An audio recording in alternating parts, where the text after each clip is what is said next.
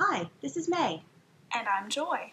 Welcome to the QWERTY Writing Life podcast, where we have candid chats about our creative lives. May and I are friends, writers, and creatives who want to share our endeavors out loud. On this podcast, we're here to encourage each other, and you too, and share tools we've discovered or made up. So you can follow your passions with a little support. So grab your tea or your coffee, and let's get started.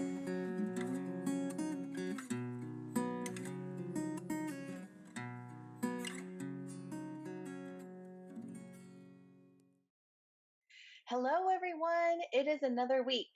Hello and welcome. We are so happy to be here with you and looking forward to talking about our wonderful topic, creative women, past, present, and future. But first, let's talk about our creative weeks. So Joy, what did you do today? So this week I've been focused on an online workshop. When all of the craziness of COVID started, I wanted to do something that I hoped would be beneficial. So I set up a workshop about how to write book reviews for kids and their parents to do together.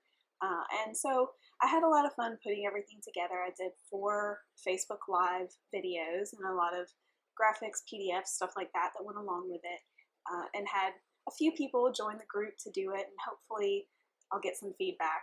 I think that in looking back, I think that there's so much stuff right now that's free and is out there for people to do that is just overwhelming, and people don't really have extra time right now. In fact, it's probably the opposite. So it may not have been the best time to do it, but I'm glad that I did, because this is a topic that started as a 3 blog post series that I wrote a while back. And so now I've done all the work to convert it into this workshop, which I can do in person one day if we can ever get together again. And then also it worked really well to do it online in the format that I set up. So that's been kind of cool, just making graphics to go along with everything and thinking through how to separate the thoughts and the tips and the things like that, and how to gear it toward kids, but also make it something that can be done as a family, to kind of bring the family together around books. So, yeah. So what about you? Girl, it has been chaos central over here in Smithville. I'm so excited about your workshop. So I just wanted to say real quick, I think it was a really good idea, because they're kids that they read these books and they kind of want their opinion heard, and they want to tell people about them, and they don't know how to. So you're giving them a really thoughtful way of doing that. And of course, reviews are a big deal for all of your authors. So they're supporting their authors in the way that they can, because they can't make money yet. Right. And you're also kind of prepping them too for real life criticisms and how to do it in a way that is beneficial not only to themselves but to the people who they're giving criticism to. It's just really cool, because it's more than just a book review. It's like a life skill. It is. Yeah, you're right. Kudos to that. Thank you.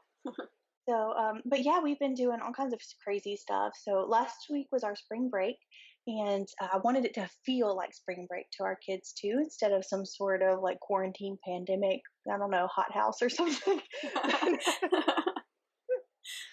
I'm seeing flashes of like outbreak, like Dustin Hoffman in like a suit. So we did a lot of like arts and crafts and things like that. We worked out in the yard, we played in the yard, lots of stuff with like water hoses and things like that. But one of my favorite things that we did a lot of arts and crafts too. So we just kind of went up into my space. We have a little loft that nobody likes to go in, because the stairs are really far apart for some reason. When whoever built the house built the stairs really far apart. Yeah, so we went up the really wide stairs and found all different kinds of pipe cleaners. Okay. We found some pipe cleaners and some puff balls and some regular paper, and then we also found some things that we're really excited about too, about the Mo Willems lunch doodles. So my kids really love Mo Willems, and so we started doing the Mo Willems lunch doodles, which are a part of the Kennedy Center YouTube page. And so if you guys are interested in them, they're about 20 minutes or something like that, and it is so much fun. Like he like takes you into his cabinet drawers that have all of the original art of some of his books. I mean, he shows you his sketchbooks from like the original idea to what it is today inside of a book. And I didn't know that he started out as like a Sesame Street writer and animator. And so I didn't he know that showed us either. some of I know. Who knew? So so we did that, and then like my kids can draw the pigeon, and they can draw Gerald and the piggy, and oh, he did this really cool thing. It's called an animation cycle, and it's so simple and it's so cool. So you like, take a strip of paper that's maybe about 1.5 inches wide, 2 inches wide, and you fold it in half, and you draw something like with his mouth open. So like we drew the pigeon with his mouth open on the bottom part, and then on top of it, right above where the mouth is open, you close it with you draw it with his mouth closed, and then you take your pencil and you roll the top layer with his mouth closed up until it's curly, and then you put your pencil inside of the curl and move it back and forth on top of the one that's on the bottom, and it looks like the guy's talking, like the little pigeon's talking. That's so cool. It was so cute. It's so cute. So if you want to go to my Instagram page or my Facebook page, you can see that I took a video of it. My kids going, "Let me drive the bus." While it's moving. Now he didn't get it like directly on top, and so it looks a little bit different. But you could play around with that. It could be so much fun. That's so neat. I have loved watching all of your posts and everything. It's been so much fun. We've had a really good time. I've cut up like some of the egg cartons that we've had, so they're using those as like blocks, and they made a mountain with a cave with a gate, which evidently caves have gates in their mind, and that's cool too. So just lots of creativity happening, and this week has been a little tougher because I started back to work and I had to move my office home, and so I don't have all that extra time to hang out with the kids and do these kind of things, but they're creating on their own now. So hopefully last week gave them some foundational things and just the freedom to create at home too, as I plow away on the computer. So It'll all work out. Y'all are going to do great. oh yeah, for sure, for sure. Going to be great. And then next week we start school on top of everything else too. So I'll let you know. If I'm alive, I will let you know how it's going. Oh, goodness. And next week we will be doing our interview with a creative, and that is Rachel Ritchie. So she's going to be on, and she is another writer mom. So I know she's dealing with some of the same things right now with having her kids at home and trying to teach them all, and on top of everything else. So I think we'll all probably have something to say next week about all that. Going to be a good conversation. It is. We love her. We're looking forward to this one. Yeah, so Yes. this week's topic. So let me go ahead and introduce our topic. So we knew, this March has been Women's History Month, and we wanted to do something just to give a tribute. And so here is what we came up with. And I hope that you guys are as excited about this as we have been in preparing for it. So we believe that all women are creative in a multitude of ways. Often women have had to go to great lengths to follow their passions. For example, a lot of women writers in history had to use men's pen names in order to get their books published. Or maybe they had to sue for the recognition they deserved for something that they did to make events that have definitely altered history. We're going to talk about a couple of those as we go. That took creativity in and of itself. And in addition to recognizing the creativity of women, we want to highlight the inspiration many have filled us with as we pay this tribute to the creative women of our past, the present, and future. So there we go. That's our topic. That's right. And at the end of all of this, we will also give our sage advice to future ladies too. We hope it's sage anyway. I don't know. Yeah. We'll let you figure that out. Sage so far. Can we say that? Okay, so this is how I found Sojourner Truth. She's the first lady on my list. We were doing the travel journal, and my supervisor wanted to call it Sojourner. And I was like, oh man, I think that's great, but I want to get the exact definition of what Sojourner is so I can make sure that everything that we're doing fits into this, under this title. So I typed in Sojourner, and one of the first things that came up in Google was Sojourner Truth. And I was like, who is this? And this has been a long time ago, guys. So she has stuck with me. And so when Joy brought up this topic, I was like, she's one of my gals. She's one of my gals I'm putting on the list. So Sojourner Truth was sold into slavery at 9 years old with the name Isabella Baumfree.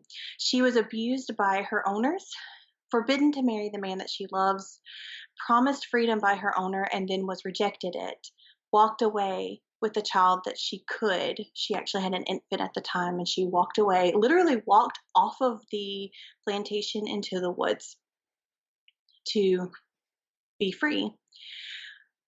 She became a Christ follower, and when she was legally free, she went to court against her last owner, who illegally sold her 5-year-old son to a slave owner in Alabama.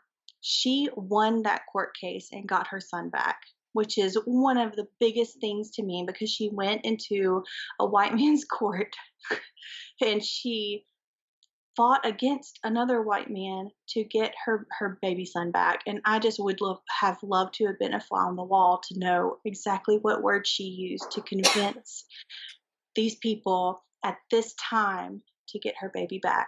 She changed her name to Sojourner Truth because she said that the Lord called her to travel and to preach her truth. And she couldn't read, and she was a Black woman.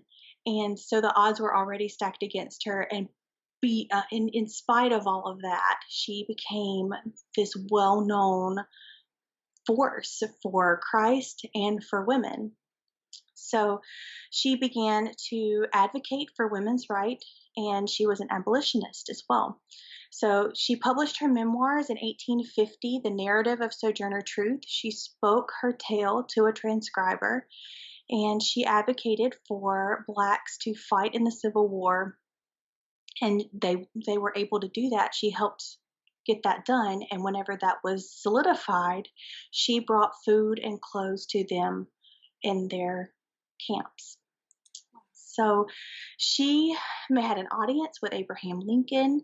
She cut prominent women's rights ties when the people who she was working with said that they would support women's right to vote, but not Black women's right to vote.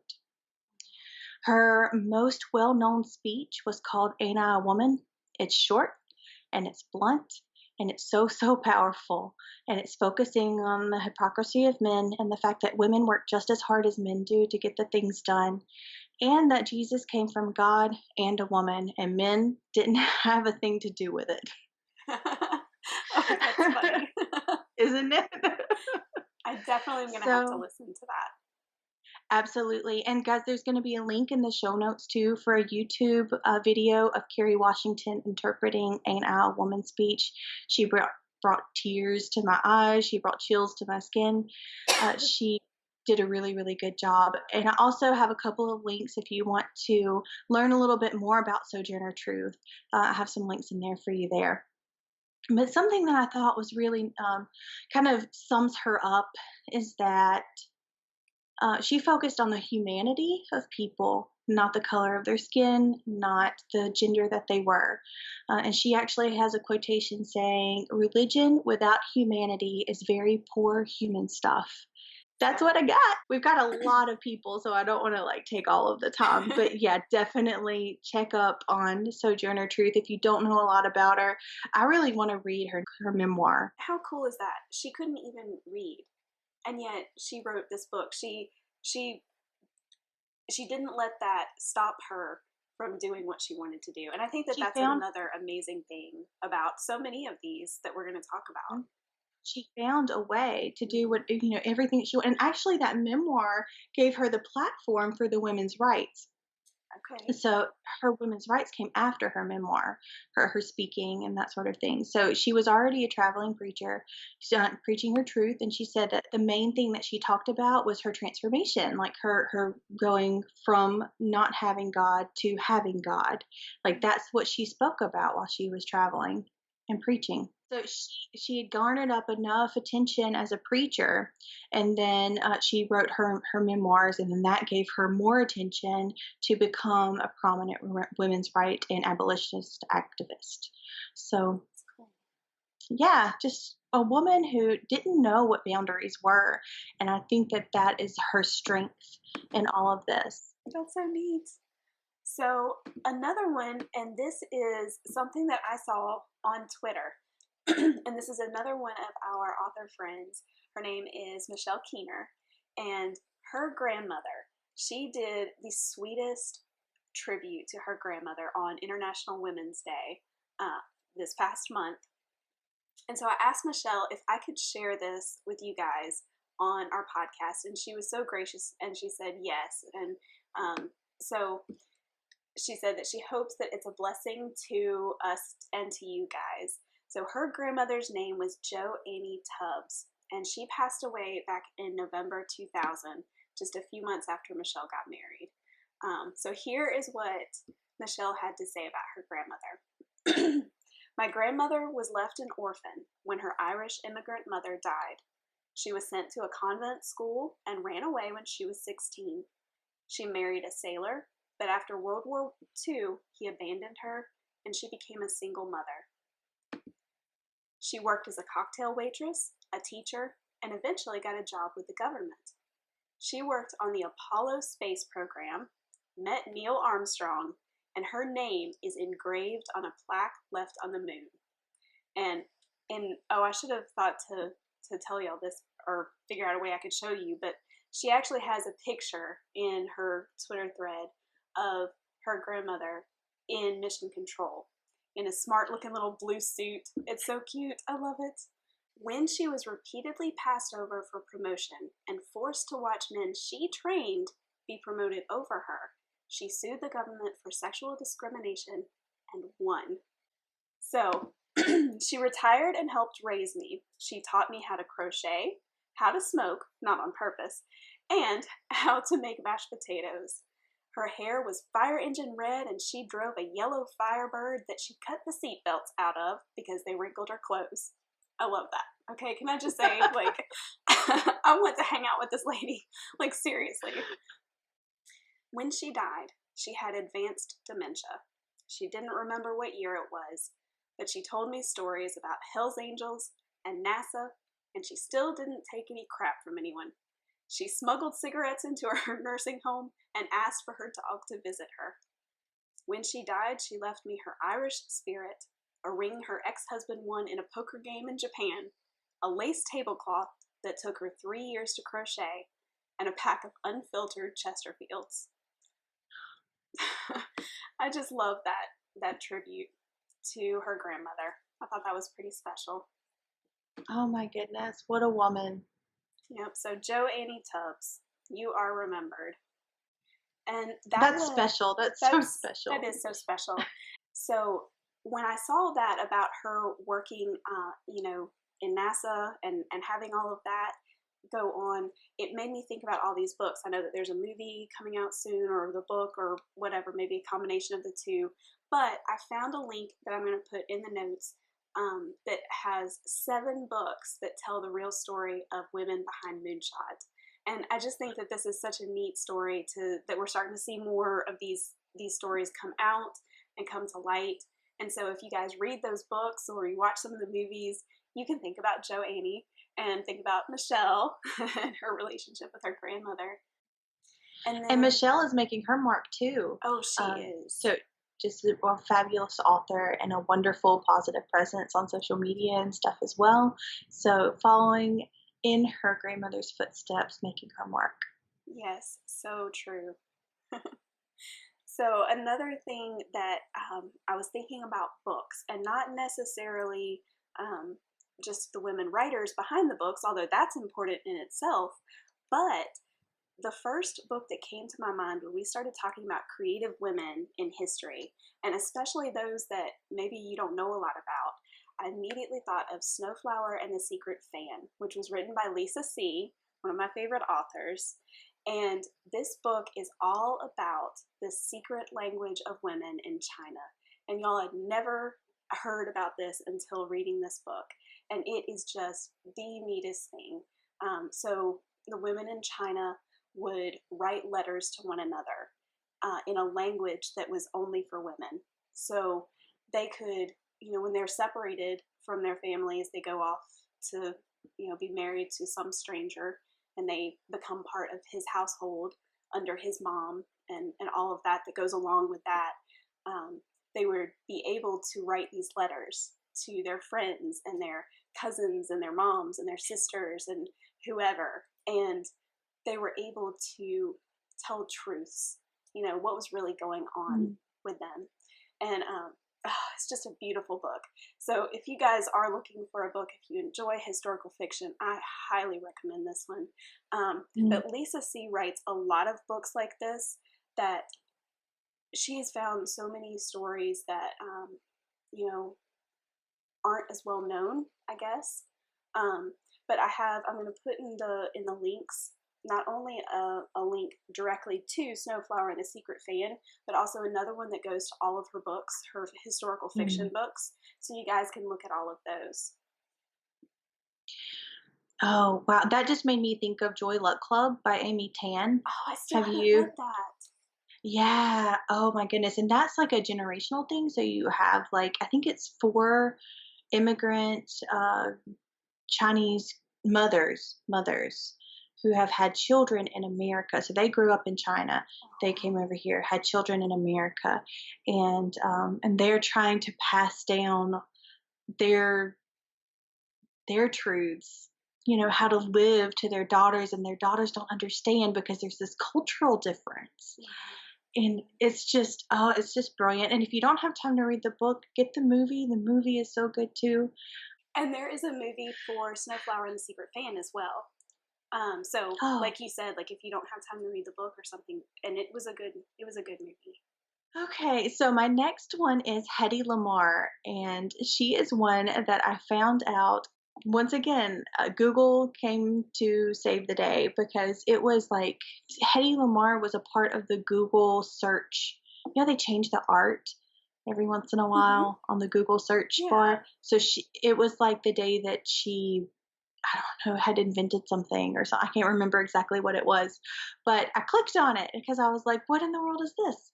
And I learned a little bit about Hedy Lamarr, who was stinking amazing. So there is a link in the show notes for the Wonder Woman project, and it is the biography of Hedy Lamarr. In 2018, they came out with a documentary called Bombshell, and you can get it on Amazon if you want to see it. But it's her story. It's Hedy Lamarr's story, and Hedy was born in Austria. Actually, she's a Jewish immigrant actress in the 1930s and 40s, and she began making pictures when she was 15 years old in Austria, and she was very beautiful, very, very beautiful. She also came to America during the war, and she started making films here. And in between takes, she would go to her trailer and invent things, which was kind of cool, right? So someone had given her this small chemistry set, and so in her trailer, she would make things, and she invented some really interesting things. So she knew that the soldiers in the war didn't have Coca-Cola. So she created this tab that fizzed up their water and made a carbonated drink so they could enjoy something that was similar to Coca-Cola. Isn't that nice?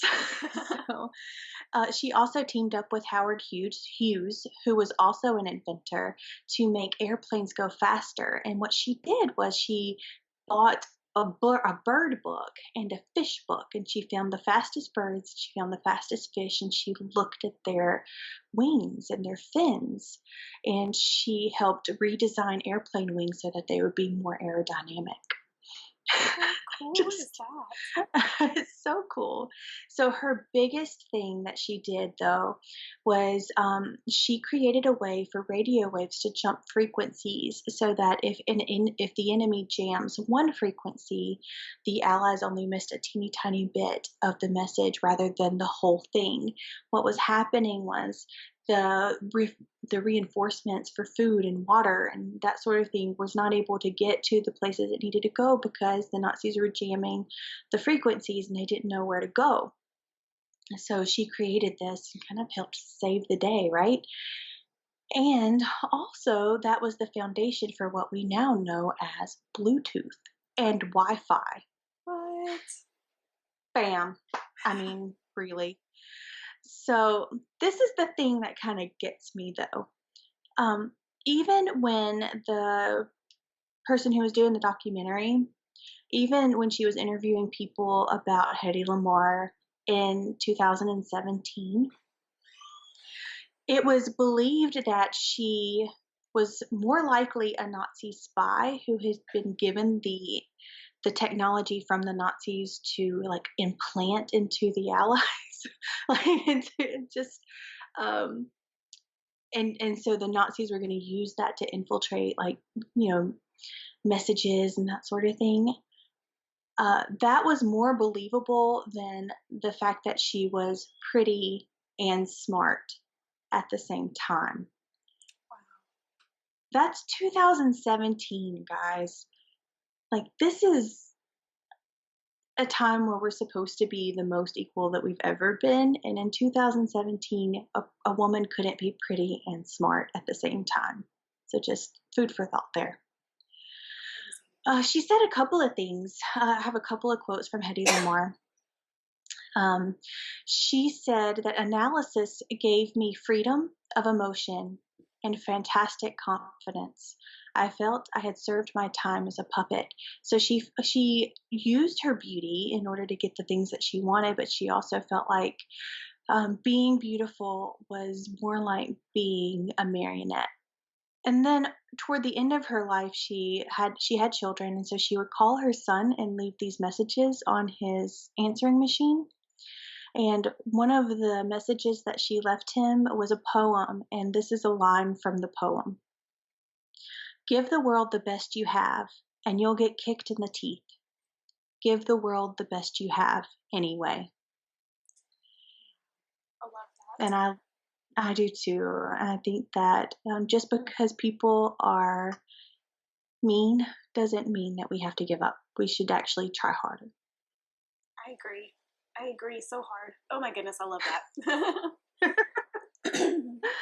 This is something that, and I hadn't planned to toss this in there, but I'm going to make it quick.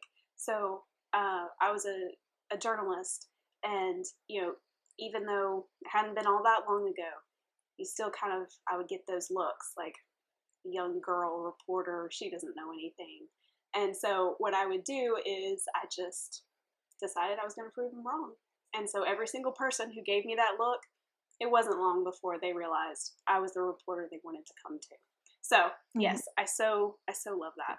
So I love that you brought in the whole inventing part and everything, because my daughter recently, she's in American Heritage Girls, and they do a lot of different badge work and stuff like that. And so one of the badges that they did last semester was Women Inventors. And so each girl had to discover a woman inventor and do a presentation about her and all of this kind of stuff. And so my daughter found Margaret Maddy Knight. She was one of the first women to actually get a patent. Okay, so at that time it wasn't a big deal, or it was difficult for a woman to even get a patent on something that she had invented. And she invented the paper bag folding machine. Okay, so you know how like paper bags have the flat bottom? Okay, well, she invented the machine that like made that happen a lot easier. So there's that. And she also came up with a little some sort of a little part to add to a machine in a factory to make it safe. Because when she was 12 years old, she saw a little boy hurt very badly on one of these machines.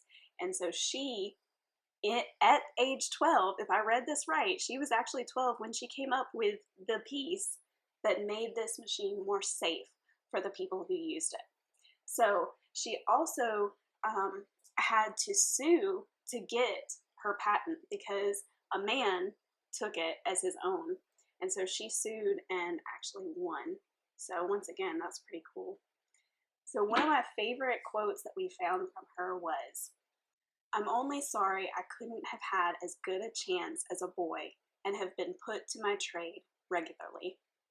So, she made her way and she just kept plowing through and she made so many great contributions, but she recognized, what more could I have done if I hadn't had these obstacles in the way? And I think that that was interesting.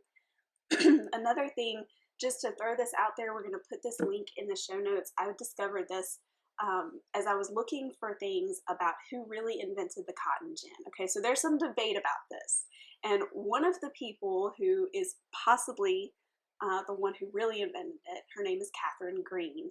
All right, so there's Eli Whitney, which if you had any schooling, you had to know Eli Whitney invented the cotton machine. Like, how many tests did we have that on, right? Okay, well, could have been Catherine Green. It could also have been some slaves. So there's some debate about who it really was. And Smithsonian Institute has this PDF that is all set up for you to do a fun debate lesson. And it's geared towards 6th to 12th graders, which I know this is totally up your alley because May was like the debate champion in college. And so I just thought this was so cool. It basically just lines out how you can get a group of kids together and have them take sides and how they can have a debate. And so if you've got a bunch of teenagers around the house who are driving you nuts and you don't know what to do with them, there you go. A debate lesson. There was also a patent issue with Hedy Lamarr. She tried to patent the frequency jumping thing. And she did, actually. She went to the patent office, she signed the paperwork and everything, and it was revoked after she had been issued the patent because she was an immigrant. Oh, wow. Yeah. It's crazy. And just, it is something, isn't it? And also, I only went to Octi finals with debate, and I didn't really enjoy it. But somebody needed a partner, and I was, the linchpin. So that's what happened there. I need to get my facts straight. No, you're good. You're good. I just wanted to throw that in there. People are going to start to try to argue with me, and I'm going to be like, no. Conflict, who? That's great. So, Joy, who are some of the inspirational women that you can think of today? Okay, so we are part of Writer Moms Inc., and we may have mentioned that here before. Autumn Lindsay and Everly Reed started this fantastic group of women who are just, y'all, they're so inspirational. They just really are, because it's just a bunch of moms who love to write and they're trying to make it happen while they're also raising the little ones. And so it's a super supportive group. It's a super encouraging group, and I'm super thankful for them. So yeah, and then just other women authors who we've become friends with, some who never met in person, but we've become such good friends just through the process of being writers and learning our craft and supporting one another. Rachel and Michele and Kelsey Atkins is another close friend of mine who I've never met, but we've chatted. We've critiqued for one another, and there's so many others. But just it's inspirational just to be surrounded by these people. And I also think what's inspirational too is that you're bound not only because you're writers and things like that, but also because you have taken a step into the unknown, like I just did like a Frozen 2 thing accidentally. Have you been watching that? Sorry, I have children. But yeah, you've taken like this first step into the unknown and have put yourself out there in a very vulnerable place. and have come back with these beautiful friendships. And I feel the same way too. Like I've met, of course, Rachel and Alexa. Oh my goodness, Oh yeah, she's a force, man. she Like is. I'm I kind of want to be her when I grow up. Like She's amazing. Alexa she's Biglark, who, amazing. a few weeks Yes, ago we thank were you. part of the Women in Publishing Summit, and she heads that up, and yeah, incredible. Wow. Yeah. And then just people we haven't met either. Of course, I'm going to probably say Maggie Stiefvater's name in every episode. So Mm-hmm. just get ready for it, people. That's right. This is episode 47, I think. 48. And 48, episode Yes. 48. And I probably have mentioned her name in at least 40 of them. And the eight, I was thinking it. So but she is just so inspiring, just doing her thing, finding a way. She had a corporate job when she first got out of college, and she quit it to do full time art. And she did like portrait. She did portrait drawings first, and then she sold pictures of like drawings of famous art with cat heads. Like who who does that? Like, and she made a living on it. I mean, it's just amazing. And she wrote books in between there, and then she sold books in between there, and then she revised books in between there. She had kids. Like, I mean, she is, and she also didn't let a label define her either. And that's what's so important too, I think, as we're going through all of these people. You know, just because Hedy Lamarr was a film star, she didn't stop doing the things that she loved to do, which was create, and you know, just because we are who we are right now doesn't mean that we can't do the things that we want to do. And following your passion is kind of a big deal. So just, throwing that in there, ladies and gentlemen. Because Absolutely. that's beyond gender. That's beyond male or female or not. Like that's just being a human being. And I think another thing that's just so inspirational that I see so much, especially with women, I feel like it's that doing so many things, and juggling it all, but juggling it all because you don't want to let go of that passion, and I don't know. I get so inspired and just thankful when I look Yeah. around and see um, others who are making it happen. hmm Now, here's the thing, too, though.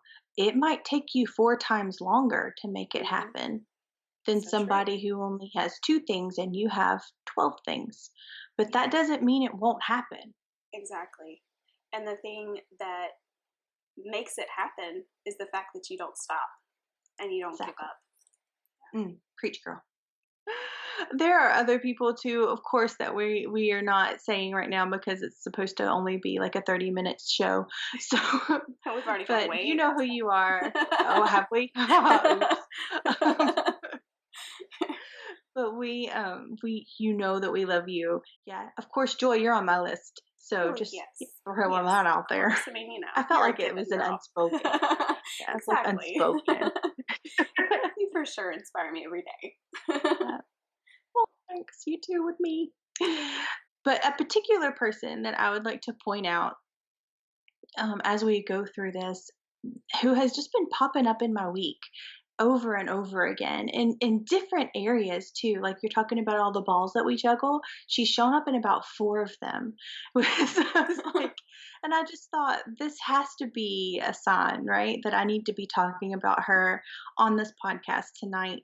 And so I don't ramble. I actually wrote something up. So I am going to talk about my grandmother, who is her name is Toshiko Pigford, and she is Japanese.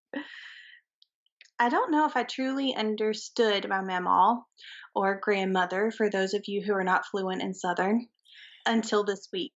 All the little pieces of her, like the memories I had and the stories that I was told by my cousin Amy and other family members, they all fell together as I learned a little bit about the meaning of the Japanese word gammon. Gaman means to endure the seemingly unbearable with patience and dignity.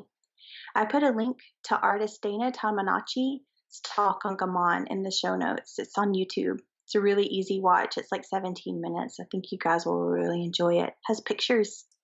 So this was the final piece of the puzzle that I needed to help understand my grandmother. But to help you listening and watching understand, I'm going to briefly explain how gaman was practiced in the Japanese American internment camps during World War II. As you may know, after the bombing of Pearl Harbor by Japan, Americans, government and citizens alike, were very scared.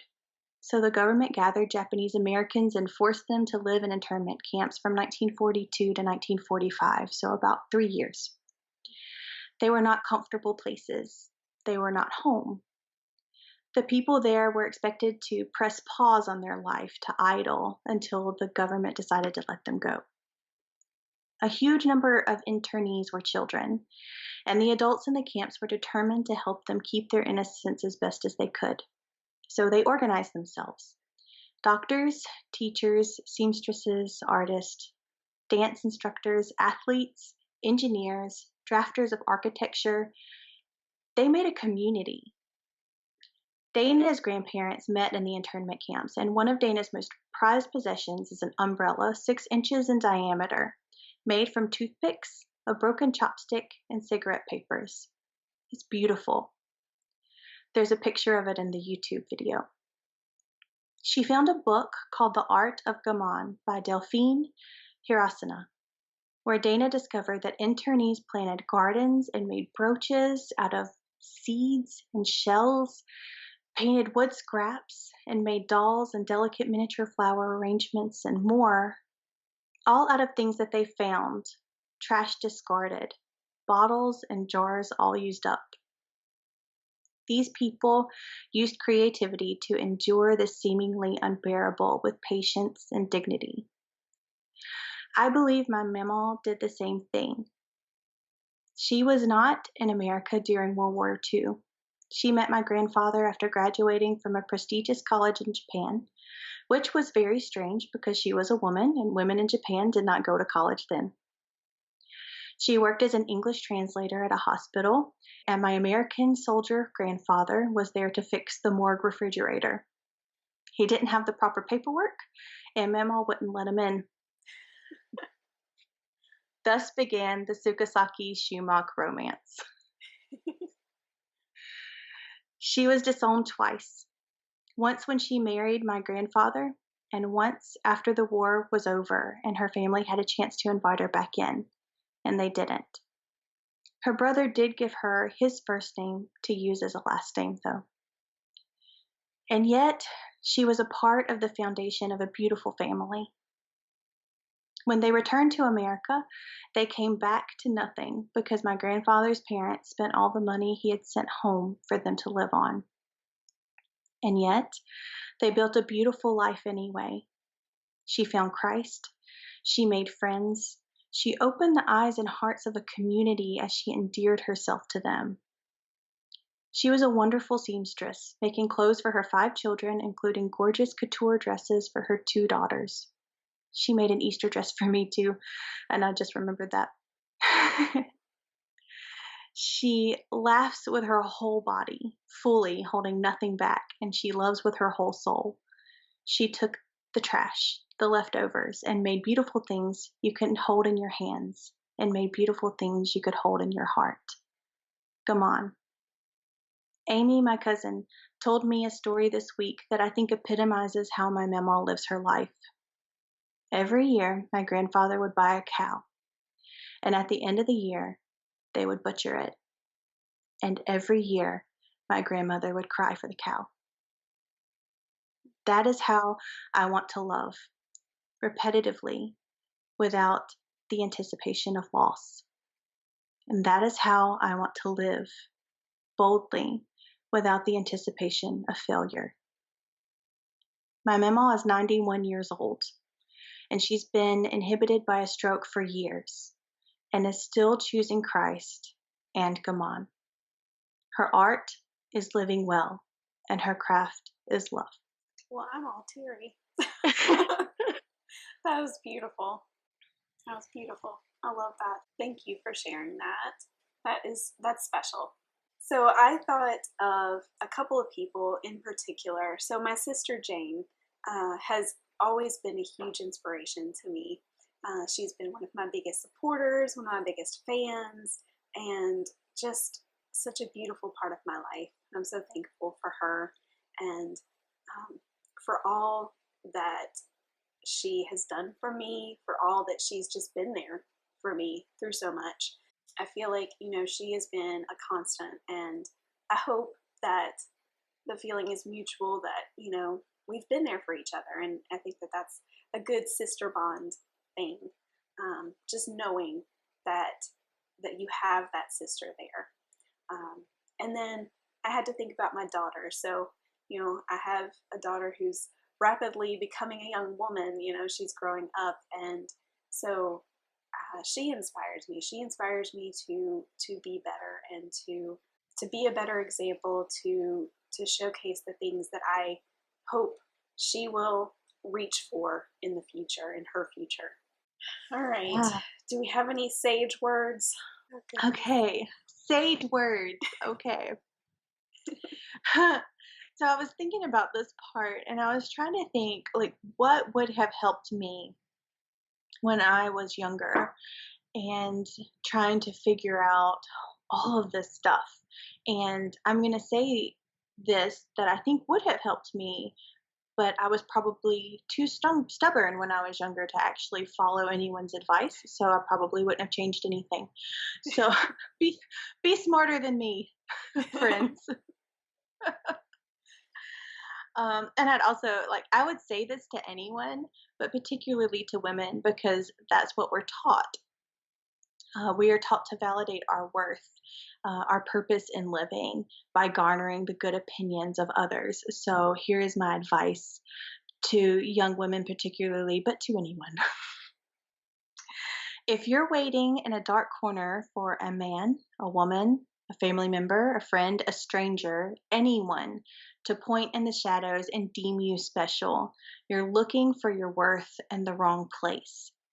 Try not to need someone else's validation of your talent, of your self-worth, or of your ability to be more than you are right now. Believe in yourself first, then the others will follow. The God who created the stars and the colors of the sunset already said, "This is good. You are good."